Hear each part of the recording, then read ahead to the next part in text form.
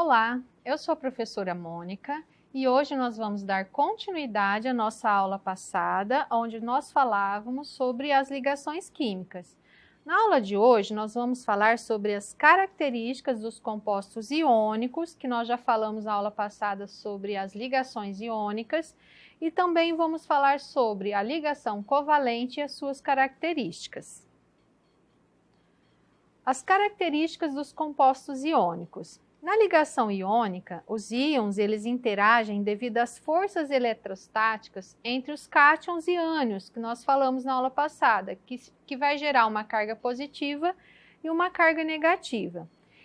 Isso leva à formação de aglomerados iônicos de arranjo regular, conhecidos como retículo cristalino. Todos os compostos iônicos no estado sólido são aglomerados iônicos. Aqui a gente tem a imagem, de um retículo cristalino do NaCl, que é aquela ligação química que nós fizemos na aula passada sobre o cloreto de sódio, que é o sal de cozinha. Os compostos iônicos, eles são sólidos a temperatura ambiente, considerando essa temperatura 25 graus Celsius. A intensa atração entre os íons, que os mantém organizados, formam um retículo cristalino e é difícil de ser alterada. Por isso, os compostos iônicos eles apresentam altas temperaturas de fusão e de ebulição. Por exemplo, a temperatura de fusão do cloreto de sódio é igual a 801 graus Celsius. Temperatura de fusão é aquela onde nós temos a matéria sólida, ela vai ser aquecida a 801 graus Celsius para se transformar num líquido, e esse é o ponto de fusão. O ponto de ebulição do NaCl é 1413 graus Celsius, que é a temperatura que ele precisa ser aquecido para se transformar de líquido em vapor. E aqui nós temos novamente a aparência de um retículo cristalino do NaCl. Um comportamento interessante dos compostos iônicos é a capacidade de conduzir a corrente elétrica. Então, um material condutor de corrente elétrica, ele tem que permitir o movimento das cargas elétricas. Então, dessa maneira, os compostos iônicos no estado sólido, eles não conduzem a corrente elétrica, porque os íons praticamente eles não se movimentam em razão da sua organização do retículo cristalino. Nós já falamos em aulas anteriores que uma matéria no estado sólido, as partículas elas ficam tão próximas uma das outras que o máximo que elas conseguem fazer é um movimento de vibração. Então, nesse caso, ela não conduz corrente elétrica numa substância iônica. Então, aqui no exemplo, nós temos, para mostrar que não transmite, aqui nós temos o NaCl e aqui nós temos um sistema elétrico. Se fosse um condutor de corrente, o fio está ligado no sal, ele deveria passar e seguir aqui, nesse caminho que não tem fio, o material que é o sal, deveria conduzir a corrente elétrica e acender a lâmpada. E não é isso que acontece, porque ele não conduz. Mas no outro caso, já no estado líquido, se eu pegar esse sal e misturar na água, os compostos iônicos, eles podem conduzir a corrente elétrica, uma vez que os seus íons, eles se encontram livres, Então, na água, ele tem uma movimentação maior. E aí, ele pode conduzir a corrente elétrica. Nesse experimento aqui, no experimento A, nós temos somente a água aqui no recipiente, no sistema elétrico, mostrando que não acende a lâmpada porque não ocorre a condução da eletricidade só com a água pura. No segundo recipiente, nós temos aqui somente o sal, mostrando que ele sozinho também não conduz a corrente elétrica e a lâmpada não acende. E no terceiro recipiente, nós temos a mistura de água e sal, como a gente disse. Então, misturados na água, em solução, pode haver a transmissão da corrente elétrica em substâncias iônicas, porque existe um movimento maior. Então, nesse caso, a lâmpada acende porque a corrente elétrica consegue passar aí no sistema. Agora nós vamos falar sobre as ligações covalentes. Nós falamos das características das substâncias, dos compostos iônicos. Vamos falar o que é uma ligação covalente. Como vimos anteriormente, a ligação iônica ela ocorre a atração eletrostática entre cargas elétricas de sinais opostos, que são os cátions e os ânions. Um outro tipo de ligação, tão importante quanto a ligação iônica, ocorre quando os elétrons da camada de valência, que é a última camada, dos dois átomos agrupam-se em pares. Então, como você pode observar aqui, nós temos dois átomos de nitrogênio, né? Eles estão se unindo em pares aqui, ó, de elétrons, compartilhando, no caso, esses elétrons. Esse tipo de ligação é denominada ligação covalente. E como você pode ver, não existem cargas elétricas aqui, tá? É somente na ligação iônica que existem essas cargas elétricas. As propriedades dos compostos covalentes ou moleculares. Então, as suas características, eles podem ser encontrados nos estados sólido, líquido e gasoso. É só você imaginar a água, né, que nós encontramos ela no estado líquido, no estado de gelo e no estado de vapor. Então, a água é um composto molecular. Então, ele possui uma outra característica, possui um ponto de fusão e ebulição geralmente baixos, comparados, né, com o dos compostos iônicos. E somente os ácidos ionizados conduzem a corrente elétrica. Aqui no exemplo, né, nós temos uma solução de água e sal, que é um composto iônico, onde acontece a passagem da corrente elétrica e a lâmpada acende. No outro exemplo, nós temos o açúcar, que é um exemplo de composto molecular covalente, onde não ocorre, né, a transmissão a passagem da corrente elétrica e a lâmpada não acende. Ou seja, os compostos moleculares, eles não transmitem a corrente elétrica, a energia elétrica.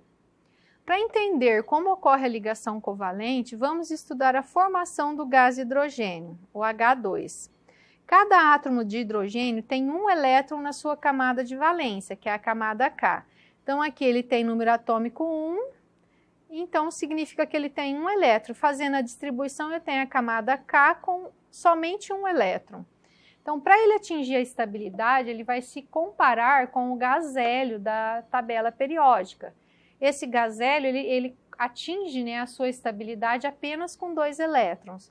Então, o hidrogênio, ele vai se assemelhar, então, a esse gás hélio.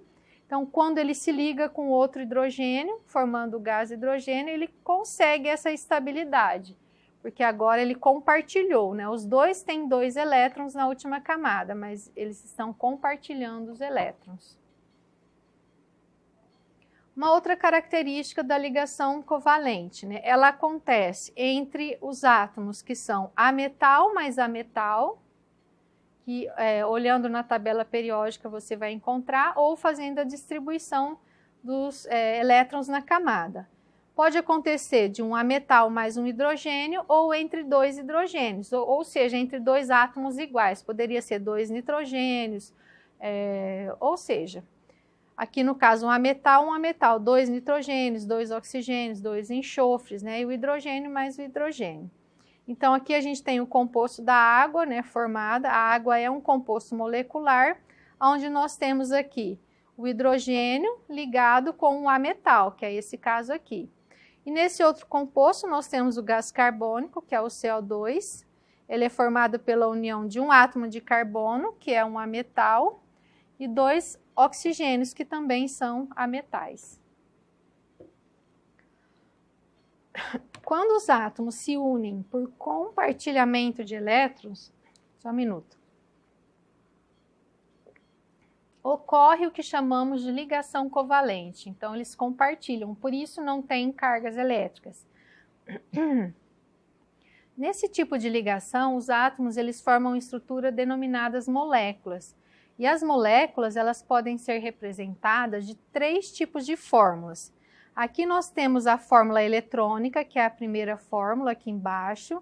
Ela mostra os pares de elétrons da camada de valência. Por exemplo, se eu fiz a distribuição eletrônica, no caso do hidrogênio, ele tem só um elétron na última camada, então nós vamos colocar uma bolinha ou um xizinho representando esse elétron. Essa é a fórmula eletrônica.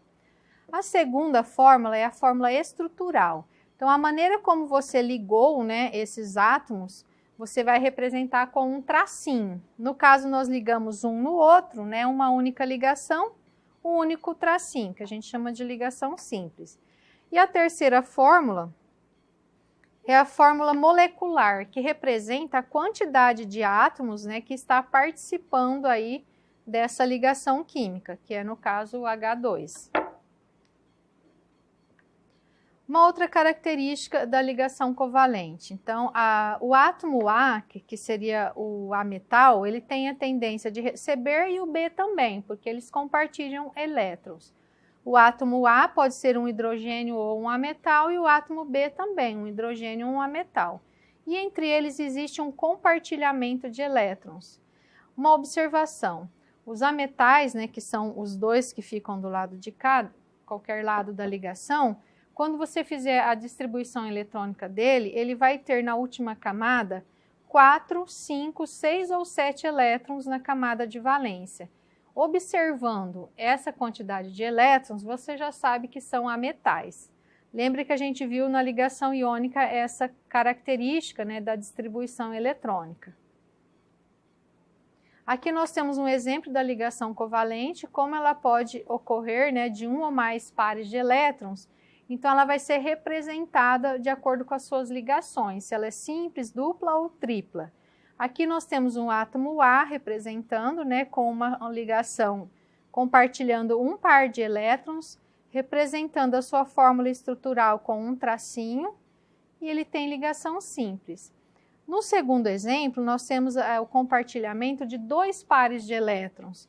Então, aqui, ó, eles compartilham 2, representando a fórmula estrutural com 2 tracinhos, e é uma ligação dupla. No terceiro exemplo, nós temos aqui 3 pares de elétrons compartilhados, tá vendo? 3 pares de elétrons. Aqui, representando a fórmula estrutural com 3 tracinhos, é uma ligação tripla. Aqui o exemplo de átomos, né? No caso de uma ligação simples, 2 hidrogênios compartilharam um elétron, um tracinho, né? Uma ligação simples, e a sua fórmula molecular H2, que é a quantidade de átomos presentes na ligação. No segundo exemplo, o átomo de oxigênio, ele está compartilhando 2 elétrons aqui. Eu não lembro se vocês já viram isso aqui, eu acho que ainda não. A quantidade de elétrons da última camada, eu falei lá atrás, do oxigênio, por exemplo, é 6 elétrons. Como que eu vou distribuir aqui ao redor do símbolo, né, a quantidade da última camada? O átomo, quando a gente escreve o símbolo, ele tem 4 lados, né? O lado de cima, o lado de baixo, a direita e a esquerda. Então, em cada lado aqui, no máximo caberiam 2 elétrons, né? De 2 em 2 no total para dar 8, que é a quantidade que a gente quer chegar na última camada. Então, aqui no caso do oxigênio, quando a gente vai distribuir os elétrons, eu coloco na sequência. Um de cada lado, depois eu volto preenchendo. Então, eu colocaria 1, 2, 3, 4, 5, 6. Então, ficariam 2 lados aqui, faltando elétrons para preencher, que é onde vai ocorrer a ligação.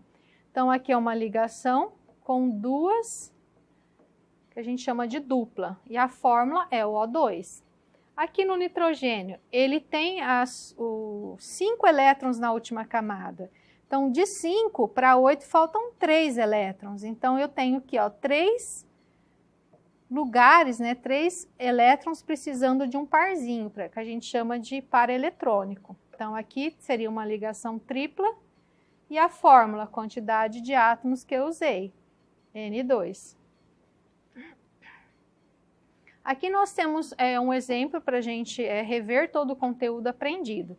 Essa é uma fórmula eletrônica, né, que a gente acabou de falar. Para eu saber quantos elétrons eu vou colocar ao redor, né, desse átomo, eu faço a distribuição eletrônica. O cloro, ele tem 17 elétrons, eu distribuo 2, 8, 7. A última camada tem 7. Significa que eu tenho que pôr 7 elétrons ao redor do símbolo. Então, seria 1, 2, 3, 4, 5, 6 e 7. Então, ele precisa de 1, que é onde vai acontecer a ligação aqui, ó. Então, compartilhando esses elétrons, a gente tem aí a estabilidade. Como que ficou aqui a fórmula dele? Eu tenho os 2 cloros precisando de 1, então eles vão, na verdade, compartilhar ali, né? Eles precisam de 1.